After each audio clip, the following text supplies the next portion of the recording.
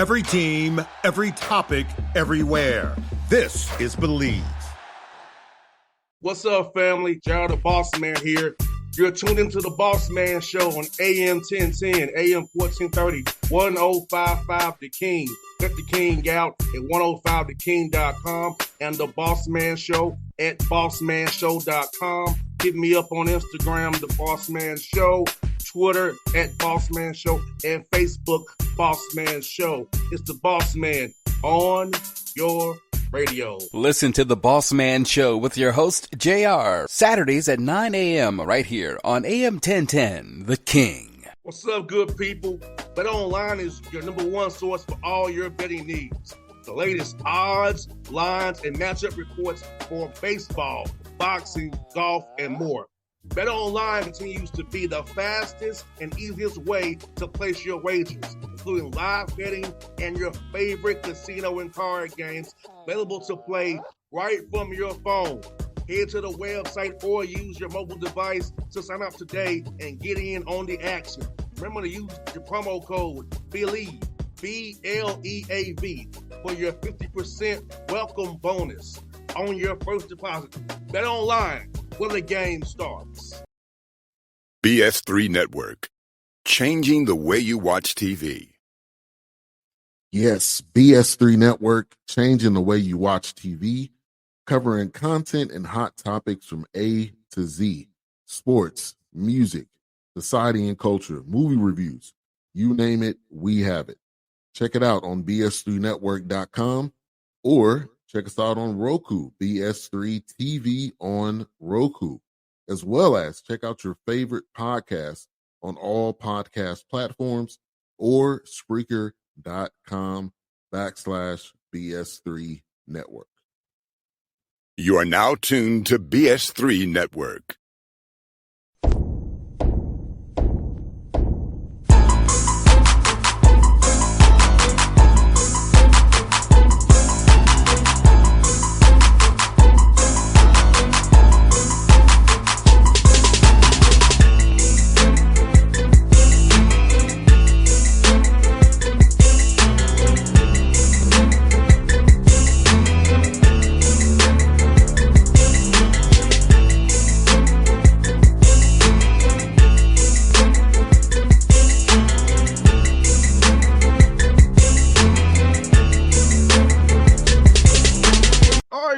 Back on the show, you see him in the background, Coach Joe Scott, Air Force Falcons, here with me on the Bossman Show. Coach, good to see you again. How things going with you guys out there, man? Thanks for having me on. Everything's good. Obviously, just getting ready to, hard to believe as college football season just starts. We're already getting ready to start college basketball practice. It's a little different days these days. I think our first practice is September 26th, our first allowable date, September 25th. And it just seems like it keeps getting earlier and earlier. And we start school earlier than everybody out here. We started August 10th. Wow. So I got to be real careful this time of year, with the amount that we do with our guys preseason, because it just can make it for such a long year. So this time of year, sort of, our guys play every day, just try to minimize the amount we actually coach them, that I coach them, so that this voice as we go through the year doesn't, for the guys doesn't get old, and that's a big part of this sort of fall preseason for us. Now, Coach, you said something very profound there. I remember when I was going to NC State playing football, we started school the last week of August. Of course, I had to be there for football camp earlier than that. Right. But school started the last week of August. Not, you said August 10th. That's no summer. Exactly. Well, that's our calendar. It's called the Air Force Academy. Our guys are almost always, in school. I mean, I'm not saying, that's another reason why I just said what I said. It's not like our guys, we get a typical summer break, where maybe they're, away for 5 weeks, 6 weeks, we don't really get that. So even in the summertime, I don't demand their time. I know today in college sports, the college coach is like, be here on campus for 8 straight weeks. I just think that makes for a long year for any kid. I think that's why a lot of guys transfer, because they're constantly being like having their thumbs put on them when you're supposed to be a kid in college playing basketball and loving it. And in some respects, you got to know how to do it on your own. You know, when you do something on your own, when it comes from you, that means you really love it. Yes. And that means you're going to stick with it and give it everything you have. You know, when you're constantly being told what to do all the time and go lift weights and be on campus and you're constantly getting coached, that gets old. You know, that gets old. And I think that makes, you know, kids sort of after 2 years go, man, this is old. Let me go somewhere else. At least it'll be new and different. Yes. Even Yes. though they're going to find out it's the same, but it'll be new and different. Yes. You got that right, Coach. And Coach, can you believe this for you, man? This is your 4th season in your second stint as being a head coach of Air Force. Is it flown by for you, Coach, being your second time around there? Yeah, you know, I think for me, the way I look at it is that first year when I got hired, it was COVID. There was no coaching going on. You know what I mean? You were just trying to. So for me, it's really been now 3 years back. This will be the way I look at it, like our 3rd year, bro. We're actually coaching guys. We're getting guys. We're recruiting those guys. We're getting to the point where they're all our players, and we've through the whole recruiting process, and we're making progress. I know that we're making progress. I'm really looking forward to this season. I mean, we had our best player left, transferred. I mean, that's just what happens this year. Went to Clemson. So, you know, instead of me, it's actually invigorating me to the point of, okay, we got to come up with ways to be better. You know, we're not trying to replace what we lost. We have to be better. And here, you know, we got to do things differently here. You know, our competition is unbelievable. You know, some people say it's the hardest job in the country, being in the Mountain West. You know what I mean? The teams that we play in basketball. But that makes you got to come up with some different things. We got to come up with different ways of playing, different ways of thinking. And I'm really doing that already. We've already been doing it. We know what this plan is we have. And the plan is to make improvement again. We've made improvement. We got to keep making improvement, and we're going to have some guys step up. You know what I mean? It's like we're going to have some juniors who we've coached who haven't really played. All right, well, we've been coaching you for a reason. It's time to step up. You know, I'm talking about, it's like, you know, it's like a Rocky. You know, you're going to get into the ring, and you know, are you going to be ready? You know, because you have a chance, and hopefully that's what we need here at Air Force. You know, we don't have a transfer portal. Our transfer portal has to come from within our own program. You know, we can't go get guys out of the transfer portal. We can only lose them to the transfer portal. But that just means that the guys within our program, they got to get better. They got to improve. And when I call their number, you're a 21-year-old kid, 22-year-old kid, and we've been coaching you. You got to step up. And, you know, hopefully we're going to get that from a few key guys this year. And Coach, Scott, let me ask you this. When you're trying to recruit a young man to come to Air Force, a great academy, great education, great everything by Air Force, what are you looking for in a young man so that you know that he can handle the military piece of it, academic piece of it, and be able to play and will stay and not leave on you? Because I know that's very important. You don't invest into a kid that's going to leave on you after a year or two. So how do you go about trying to find the right fit, the right mixture of those things in a kid as you recruit them? Well, I mean, that is obviously the challenge. You know, I don't know that last part. You know, I've said since I've been back, you know, there's a lot of everything's the same. The thing that's changed is you can just leave and play right away. You know, if you had to sit out still, we wouldn't lose guys. The first time I was here and we won the Mountain West, nobody transferred. Well, you had to sit out. Why are you going to leave what you said? A great institution, you know, a great education. You're playing in the Mountain West. You're doing well. Why are you going to leave? Well, today you can leave because, well, I can just go over there and play right away. And they might give me some money. You know, so I don't know if we'll continue to find out how we'll meet that challenge, but it does come down to working hard to try to, you know, in your recruiting, finding guys that straight basketball wise can compete at this level, or the kinds of guys who, you know what, if this kid's the right kind of kid and we coach him hard and we coach him the way we do, well, 2 years from now, he will be able to compete at this level. You know, and we have to go about it sort of differently and find different pieces, but it then comes down to, you know, finding that kid who has that ability, that sort of talent, but then whose mind, you know, and brain and background and parents value what we do here. I mean, this is still really, for us, this is still college basketball. Our guys get a great education. Our guys graduate in 4 years. To your point, I got 6 juniors this year. They will get through this place in 4 years, play college basketball in 4 years, get a great education. I don't know how much that happens anymore because everybody's transferring schools, trying to find where the money is, and that's not what this is, so we got to find people that still value that, and still understand. And I say this all the time, no matter what, you're 20, you're going to be 25 one day. You're going to graduate, hopefully you're going to graduate college. And what all these kids are going to find out, you need a job. I don't care where you are, what you do. The time's going to come where you're going to need to get a job.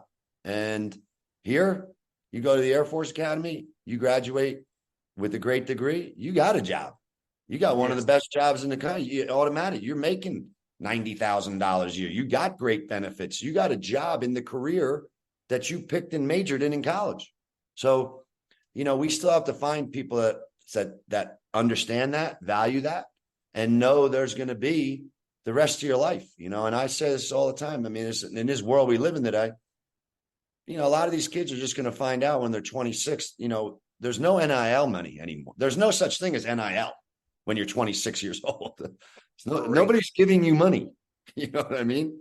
So, we still do things that way, and we have to find those kids. And most importantly is you still have to be a really good you got to be a really good basketball player. You got to love the game. You got to want to get coached and you want to get better. And if we can find those guys, well, then we'll compete. We'll swing for the fences. They say we can't win here, but I don't believe that. So, we'll swing for the fences. You've done it before. You've done it before.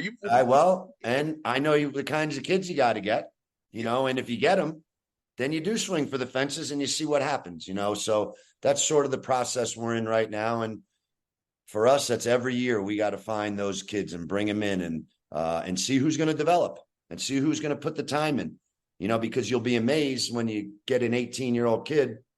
You thought this guy over here, he was going to be the guy, like from whatever. And then you just find out 2 years later, no, it was this guy over here because this guy works his tail off. This guy cares so much. This guy puts the time in, he's got the right mental approach. So that's what this whole process is for us. And, that's why I still, I get to still coach sort of the way you used to coach college, what coaching really is. I still get to do that, put a team together, try to get them to mold, come together, stay together, develop that chemistry. A lot of other people today they're getting 8 transfers in 1 year and they got a new team every year. And that's a whole different way of coaching. And that's what a lot of college coaches got to figure out today. I still get to do it the old way, and that actually makes me happier. So, I'm glad for that. And Coach, I had a similar situation in 2008 in the spring. I was playing football going to my senior year, right? Georgia State started football, and they tried to sell me on coming back home to Atlanta. But I've been at Tennessee State 4 years. I was going to my 5th year as senior. I'm not going to leave and go play just to be at home because just to be at home. When you start up team, I'm like, no, I'm a senior. I know my quarterback. I'm going to get a bunch of targets, and I want to have NFL aspirations. I'm not leaving this to go that. And it's because I'm at home. So even me, it wasn't the same world, but it was brought to my attention that we want to have you here. You come home, but I value loyalty, Coach. I value people who have cared for me for 4 years. And, my dad's a Vietnam veteran. My dad was a coach, too. So I value certain that I keep back. My dad's 85 years old, Coach Scott. Still, he instilled in me a lot of stuff. So even at 08, as a 22-year-old, I knew better than to leave something I've been in 4 years, start something brand new. Yeah. Well, and I think, one way I look at it these days is, and this is how what you're saying is true. You said loyalty. That's what you value. That's not valued anymore because all you hear people say today is, it's all about relationships. It's all about relationships. Well, me and you already know that. That's what you learn as you go through it. Yeah. It is all about, and when it is for you, you don't have to say it. You don't just go around saying it's all about relationships. when people to me are saying it's all about relationships, that's when the buzzer goes off in my head and I know, oh, no, it's not. It's all about something else for you. Transactional. Right? That's what it is. It's all about the money. It's all about what are you going to do for me? And Yes, it's not sir. about that relationship. It's not about that loyalty anymore, but that's fine. That's just the way it is. You know what I mean? And I really don't know anymore how much people value education. You know what I mean? I don't value it. They value where's the money, you know, and all right. I just know from experience, you know what? When you're 18, 19, 20, 21, 22, 23, that's when you got to learn, got to value your education. You got to know life's about relationships and it's about loyalty because you're just going to find that out as you go through your life that it is, you know, and I think it's going to be one of the ramifications, negative consequences of this time is a lot of these kids are just going to find out when they're 28 and they went to 3 schools, they don't have any relationships.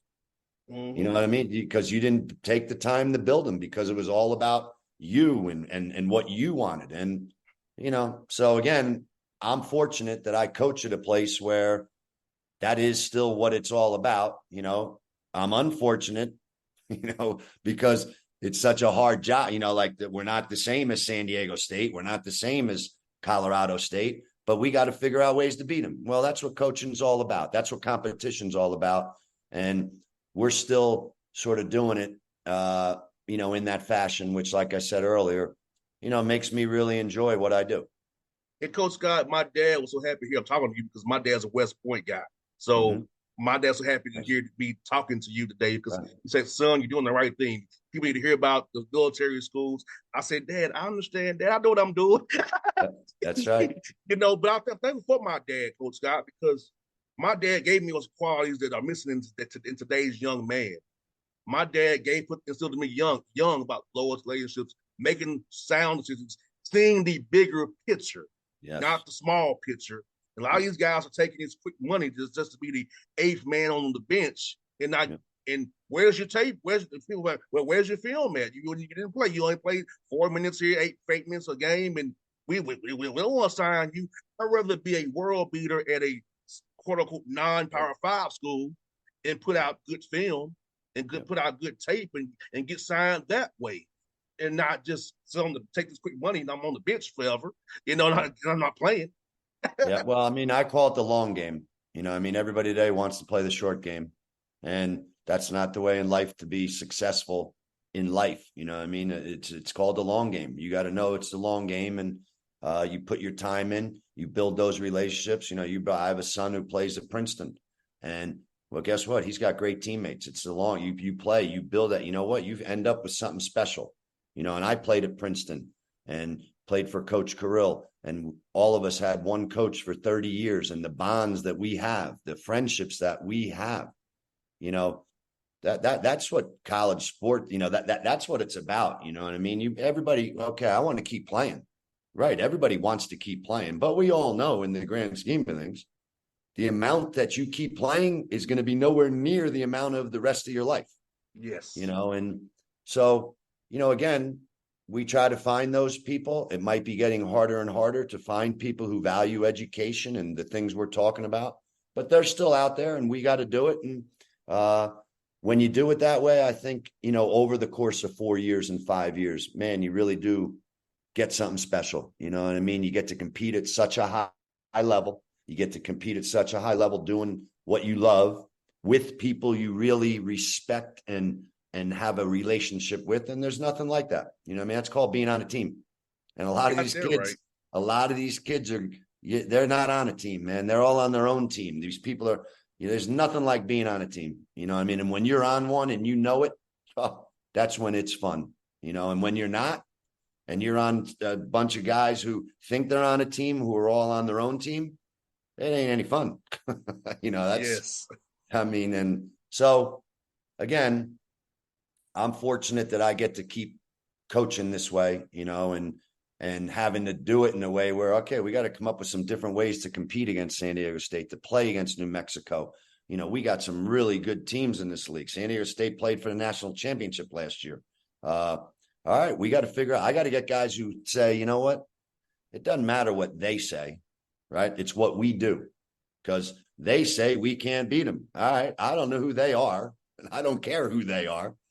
I just care who we are and what we have inside Yes. of us, and hopefully we can keep building what we're doing here. And this year, if we could make progress again, then we're going to have a lot of guys back the following year. And that's, what building a team and building a program is. And, we'll get started here in the next couple of weeks.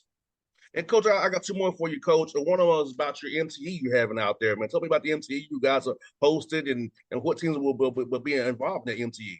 Yeah, but we got it's the Falcon Classic, Air Force Falcon Classic. We got William and Mary is coming out to play. Omaha is coming out of Summit League. So William and Mary's in the Colonial, Omaha's in the Summit League. And then we got Lindenwood, who's new to Division One, second year, I think, Division One. OVC school. Yep. What's that? OVC school. Yeah, exactly. Yep, exactly. They're coming out.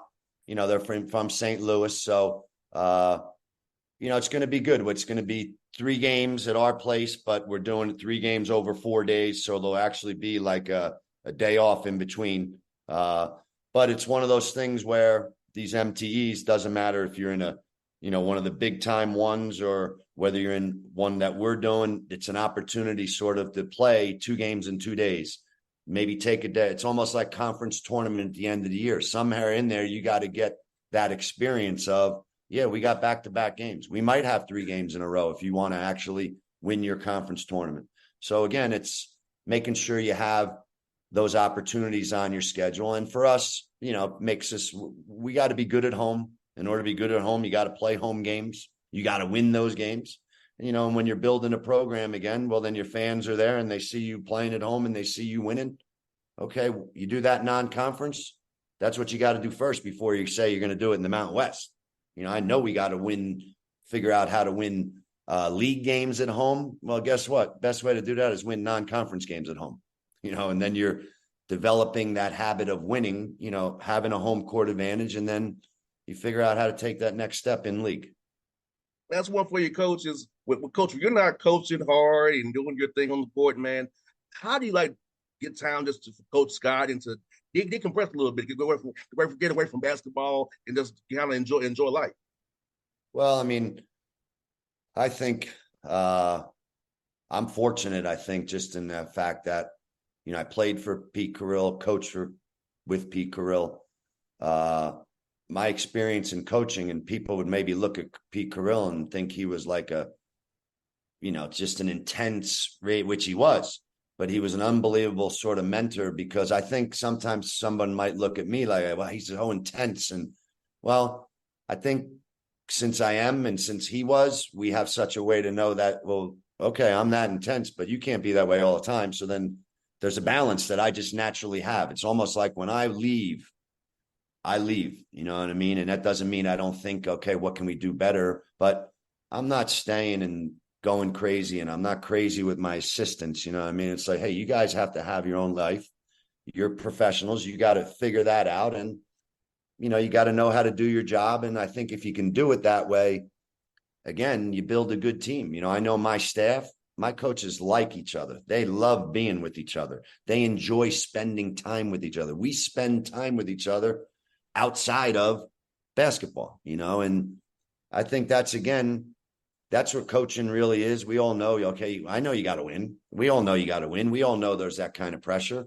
Trick is, as you know it, don't have it come into your sort of personal life. You know what I mean? Just make sure you're able to enjoy your coaches and enjoy your family. I got 2 sons, one's at University of Georgia, one's playing at Princeton, and my wife, enjoy what you have, and figure out ways to make sure that you're always doing it. It's hard to do in this day and age because people are always thinking, but you can't worry about that. You know what I mean? Because none of that helps you when you're on the court.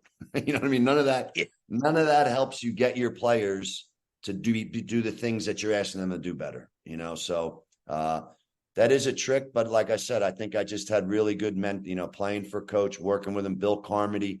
I've just been around some really, really, I would say great coaches who are normal. That's why I say normal guys, So but that is a trick in this business today to try to make sure you have that balance. Well, Coach Scott, we're fresh to have us talk with you and sharing your perspective on it and sharing my perspective with you as well. I think people should hear what we talked about today is some people really hear about. And I think will be refreshing for our listeners to hear something different about the game of basketball and how you do it, man. So I want to have you on the show because I know Air Force is a little different and all these other schools out here. So hearing about from your perspective, going to really help to understand what it is about being Air Force Falcon. No, I appreciate you having me on. I know we've been on before, and you know what? Love talking with you because it is good to hear different things and get different perspectives and still know that, all right, we're in the Mountain West and we're competing like everybody else and we got to figure out ways to win. But we still are doing it a little bit differently. Yes, sir. Coach Scott, it's always fun, man. Best luck to you this year. Hope we're talking in March when you're going to the big dance. All right. Thanks for having me on. I see you, Coach. It was fun. All right, we'll see you later. Yep, thanks. BS3 Network. Changing the way you watch TV. Yes, BS3 Network, changing the way you watch TV, covering content and hot topics from A to Z, sports, music, society and culture, movie reviews, you name it, we have it. Check it out on bs3network.com or check us out on Roku, BS3 TV on Roku, as well as check out your favorite podcast on all podcast platforms or Spreaker.com/BS3 Network. You are now tuned to BS3 Network. What's up, good people? Bet Online is your number one source for all your betting needs. The latest odds, lines, and matchup reports for baseball, boxing, golf, and more. Bet Online continues to be the fastest and easiest way to place your wagers, including live betting and your favorite casino and card games available to play right from your phone. Head to the website or use your mobile device to sign up today and get in on the action. Remember to use your promo code BELIEVE, BLEAV, for your 50% welcome bonus on your first deposit. Bet Online, where the game starts. What's up, family? Gerald the Bossman here. You're tuned into the Bossman Show on AM 1010, AM 1430, 1055 The King. Check The King out at 105theking.com and the Bossman Show at bossmanshow.com. Hit me up on Instagram, The Bossman Show, Twitter at Bossman Show, and Facebook, Bossman Show. It's the Bossman on your radio. Listen to The Bossman Show with your host, JR, Saturdays at 9 a.m. right here on AM 1010, The King.